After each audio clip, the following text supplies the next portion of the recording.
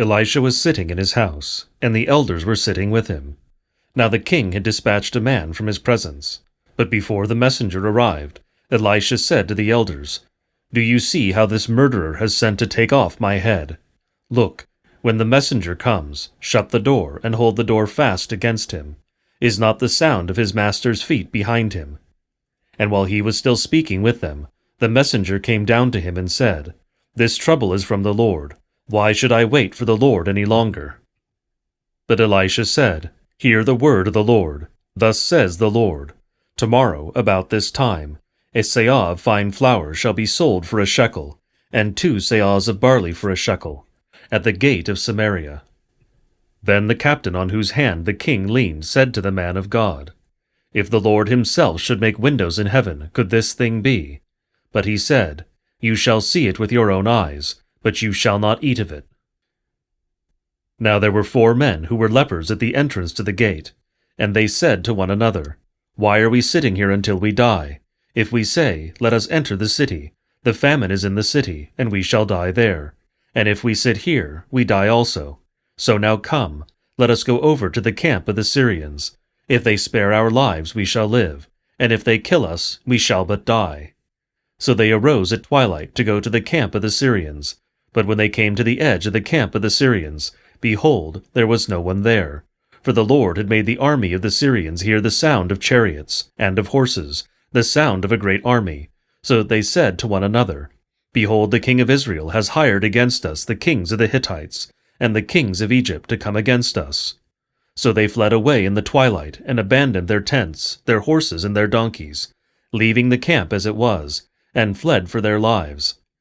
And when these lepers came to the edge of the camp, they went into a tent and ate and drank, and they carried off silver and gold and clothing and went and hid them. Then they came back and entered another tent, and carried off things from it, and went and hid them. Then they said to one another, "We are not doing right. This day is a day of good news. If we are silent and wait until the morning light, punishment will overtake us. Now therefore come, let us go and tell the king's household." So they came and called to the gatekeepers of the city and told them, "We came to the camp of the Syrians, and behold, there was no one to be seen or heard there, nothing but the horses tied, and the donkeys tied, and the tents as they were." Then the gatekeepers called out, and it was told within the king's household. And the king rose in the night and said to his servants, "I will tell you what the Syrians have done to us. They know that we are hungry. Therefore they have gone out of the camp to hide themselves in the open country, thinking, 'When they come out of the city, we shall take them alive, and get into the city.'" And one of his servants said, "Let some men take 5 of the remaining horses, seeing that those who are left here will fare like the whole multitude of Israel, who have already perished. Let us send and see." So they took 2 horsemen, and the king sent them after the army of the Syrians, saying, "Go and see."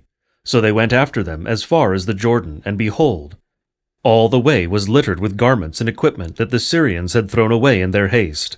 And the messengers returned and told the king. Then the people went out and plundered the camp of the Syrians.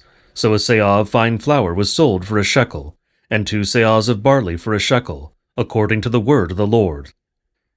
Now the king had appointed the captain on whose hand he leaned to have charge of the gate. And the people trampled him in the gate, so that he died, as the man of God had said when the king came down to him. For when the man of God had said to the king, 2 seahs of barley shall be sold for a shekel, and a seah of fine flour for a shekel, about this time tomorrow in the gate of Samaria, the captain had answered the man of God, "If the Lord himself should make windows in heaven, could such a thing be?" And he had said, "You shall see it with your own eyes, but you shall not eat of it." And so it happened to him, for the people trampled him in the gate, and he died. Now Elisha had said to the woman whose son he had restored to life, "Arise, and depart with your household, and sojourn wherever you can. For the Lord has called for a famine, and it will come upon the land for 7 years." So the woman arose, and did according to the word of the man of God. She went with her household, and sojourned in the land of the Philistines 7 years. And at the end of the 7 years, when the woman returned from the land of the Philistines, she went to appeal to the king for her house and her land. Now the king was talking with Gehazi, the servant of the man of God, saying, "Tell me all the great things that Elisha has done." And while he was telling the king how Elisha had restored the dead to life, behold, the woman whose son he had restored to life appealed to the king for her house and her land. And Gehazi said, My lord, O king, here is the woman, and here is her son whom Elisha restored to life. And when the king asked the woman, she told him. So the king appointed an official for her, saying, Restore all that was hers, together with all the produce of the fields from the day that she left the land until now. Now Elisha came to Damascus. Ben-Hadad, the king of Syria, was sick, and when it was told him, The man of God has come here, the king said to Hazael, Take a present with you, and go to meet the man of God, and inquire of the Lord through him, saying, Shall I recover from this sickness? So Hazael went to meet him, and took a present with him, all kinds of goods of Damascus, 40 camels' loads. When he came and stood before him, he said, Your son Ben-Hadad, king of Syria, has sent me to you, saying, Shall I recover from this sickness? And Elisha said to him, Go, say to him, You shall certainly recover. But the Lord has shown me that he shall certainly die. And he fixed his gaze and stared at him until he was embarrassed. And the man of God wept. And Hazael said, Why does my lord weep? He answered, Because I know the evil that you will do to the people of Israel. You will set on fire their fortresses, and you will kill their young men with the sword, and dash in pieces their little ones, and rip open their pregnant women. And Hazael said, What is your servant, who is but a dog, that he should do this great thing? Elisha answered, The Lord has shown me that you are to be king over Syria. Then he departed from Elisha, and came to his master, who said to him, What did Elisha say to you? And he answered, He told me that you would certainly recover. But the next day he took the bedcloth, and dipped it in water, and spread it over his face till he died. And Hazael became king in his place. In the 5th year of Joram, the son of Ahab, king of Israel, when Jehoshaphat was king of Judah, Jehoram, the son of Jehoshaphat, king of Judah, began to reign. He was 32 years old when he became king, and he reigned 8 years in Jerusalem. And he walked in the way of the kings of Israel, as the house of Ahab had done, for the daughter of Ahab was his wife. And he did what was evil in the sight of the Lord. Yet the Lord was not willing to destroy Judah, for the sake of David his servant, since he promised to give a lamp to him and to his sons forever. In his days Edom revolted from the rule of Judah, and set up a king of their own. Then Joram passed over to Zair, with all his chariots, and rose by night. And he and his chariot commanders struck the Edomites, who had surrounded him, but his army fled home. So Edom revolted from the rule of Judah to this day. Then Libnah revolted at the same time. Now the rest of the acts of Joram, and all that he did, are they not written in the book of the chronicles of the kings of Judah? So Joram slept with his fathers, and was buried with his fathers in the city of David, and Ahaziah his son reigned in his place.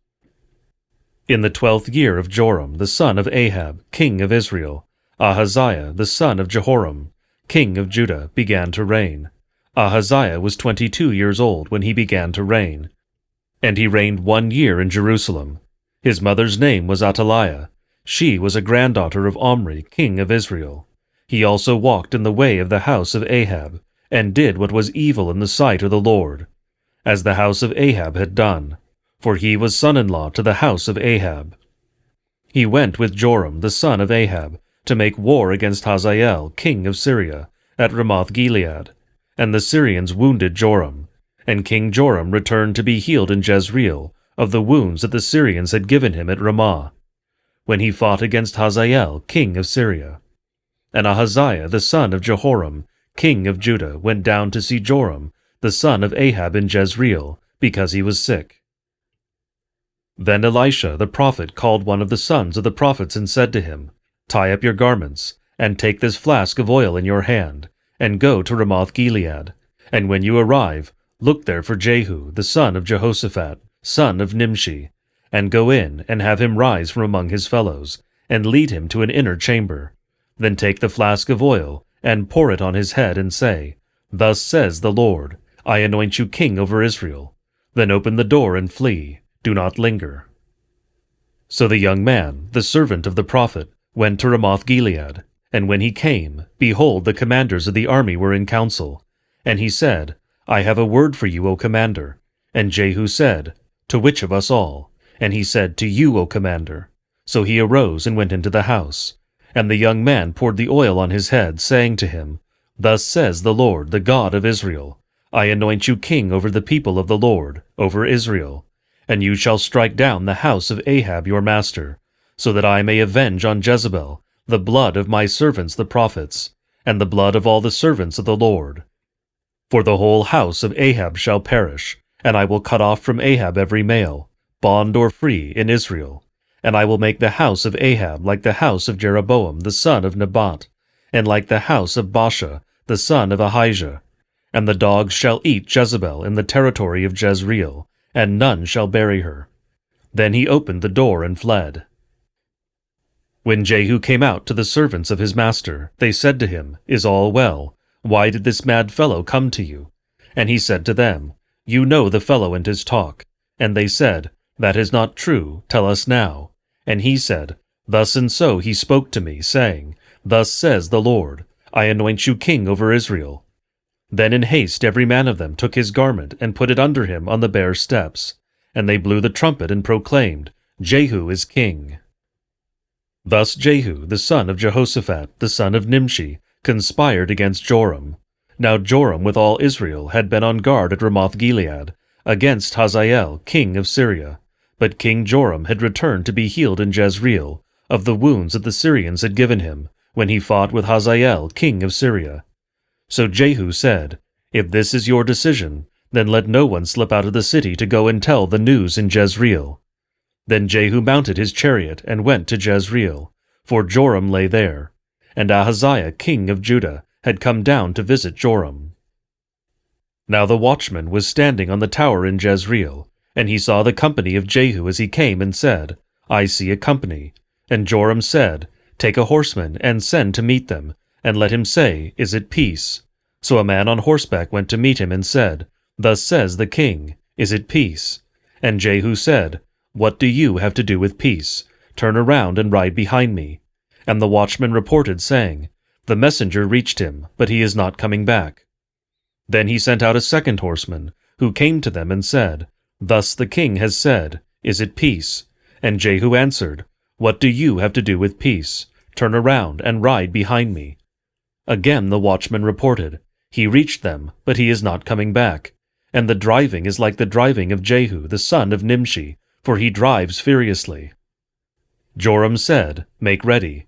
And they made ready his chariot. Then Joram king of Israel and Ahaziah king of Judah set out, each in his chariot, and went to meet Jehu, and met him at the property of Naboth the Jezreelite. And when Joram saw Jehu, he said, Is it peace, Jehu? He answered, What peace can there be, as long as the whorings and the sorceries of your mother Jezebel are so many? Then Joram reined about and fled, saying to Ahaziah, Treachery, O Ahaziah! And Jehu drew his bow with his full strength, and shot Joram between the shoulders, so that the arrow pierced his heart, and he sank in his chariot. Jehu said to Bidkar his aide, Take him up, and throw him on the plot of ground belonging to Naboth the Jezreelite. For remember, when you and I rode side by side behind Ahab his father, how the Lord made this pronouncement against him. As surely as I saw yesterday the blood of Naboth and the blood of his sons, declares the Lord, I will repay you on this plot of ground. Now therefore, take him up, and throw him on the plot of ground, in accordance with the word of the Lord. When Ahaziah the king of Judah saw this, he fled in the direction of Beth-Hagan. And Jehu pursued him and said, Shoot him also. And they shot him in the chariot at the ascent of Gut, which is by Ibleam. And he fled to Megiddo and died there. His servants carried him in a chariot to Jerusalem, and buried him in his tomb with his fathers in the city of David. In the 11th year of Joram, the son of Ahab, Ahaziah began to reign over Judah. When Jehu came to Jezreel, Jezebel heard of it, and she painted her eyes, and adorned her head, and looked out of the window. And as Jehu entered the gate, she said, Is it peace, you Zimri, murderer of your master? And he lifted up his face to the window and said, Who is on my side? Who? 2 or 3 eunuchs looked out at him. He said, Throw her down. So they threw her down. And some of her blood spattered on the wall and on the horses, and they trampled on her.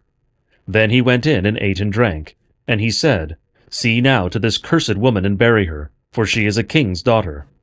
But when they went to bury her, they found no more of her than the skull and the feet and the palms of her hands.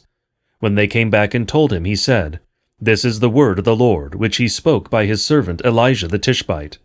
In the territory of Jezreel, the dogs shall eat the flesh of Jezebel, and the corpse of Jezebel shall be as dung on the face of the field in the territory of Jezreel, so that no one can say, This is Jezebel. Now Ahab had 70 sons in Samaria. So Jehu wrote letters and sent them to Samaria, to the rulers of the city, to the elders, and to the guardians of the sons of Ahab, saying, Now then, as soon as this letter comes to you, seeing your master's sons are with you, and there are with you chariots and horses, fortified cities also, and weapons, select the best and fittest of your master's sons, and set him on his father's throne, and fight for your master's house. But they were exceedingly afraid, and said, Behold, the 2 kings could not stand before him. How then can we stand? So he who was over the palace, and he who was over the city, together with the elders and the guardians, sent to Jehu, saying, We are your servants, and we will do all that you tell us. We will not make anyone king. Do whatever is good in your eyes.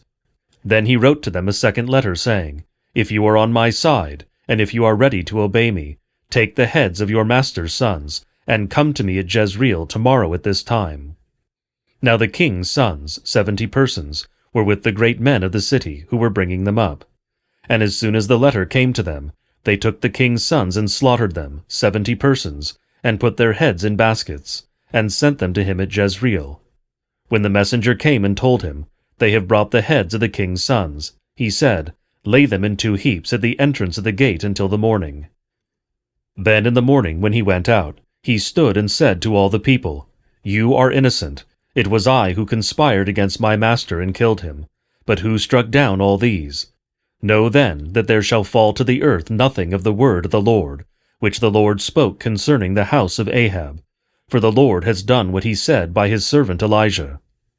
So Jehu struck down all who remained of the house of Ahab in Jezreel, all his great men, and his close friends, and his priests, until he left him none remaining. Then he set out and went to Samaria. On the way, when he was at Beth-eked of the shepherds, Jehu met the relatives of Ahaziah king of Judah, and he said, Who are you? And they answered, We are the relatives of Ahaziah, and we came down to visit the royal princes and the sons of the queen mother. He said, Take them alive. And they took them alive, and slaughtered them at the pit of Beth-eked, 42 persons, and he spared none of them. And when he departed from there, he met Jehonadab, the son of Rechab, coming to meet him. And he greeted him and said to him, Is your heart true to my heart as mine is to yours? And Jehonadab answered, It is. Jehu said, If it is, give me your hand. So he gave him his hand, and Jehu took him up with him into the chariot. And he said, Come with me, and see my zeal for the Lord. So he had him ride in his own chariot. And when he came to Samaria, he struck down all who remained to Ahab in Samaria, till he had wiped them out, according to the word of the Lord that he spoke to Elijah. Then Jehu assembled all the people and said to them, Ahab served Baal a little, but Jehu will serve him much. Now therefore, call to me all the prophets of Baal, all his worshippers and all his priests, let none be missing, for I have a great sacrifice to offer to Baal. Whoever is missing shall not live. But Jehu did it with cunning in order to destroy the worshippers of Baal. And Jehu ordered, Sanctify a solemn assembly for Baal, so they proclaimed it. And Jehu sent throughout all Israel, and all the worshippers of Baal came, so that there was not a man left who did not come. And they entered the house of Baal, and the house of Baal was filled from one end to the other. He said to him who was in charge of the wardrobe, Bring out the vestments for all the worshippers of Baal. So he brought out the vestments for them. Then Jehu went into the house of Baal, with Jehonadab the son of Rechab. And he said to the worshippers of Baal, Search and see that there is no servant of the Lord here among you, but only the worshippers of Baal. Then they went in to offer sacrifices and burnt offerings. Now Jehu had stationed 80 men outside and said, The man who allows any of those whom I give into your hands to escape shall forfeit his life. So as soon as he had made an end of offering the burnt offering, Jehu said to the guard and to the officers, Go in and strike them down, let not a man escape. So when they put them to the sword, the guard and the officers cast them out, and went into the inner room of the house of Baal. And they brought out the pillar that was in the house of Baal and burned it. And they demolished the pillar of Baal, and demolished the house of Baal, and made it a latrine to this day.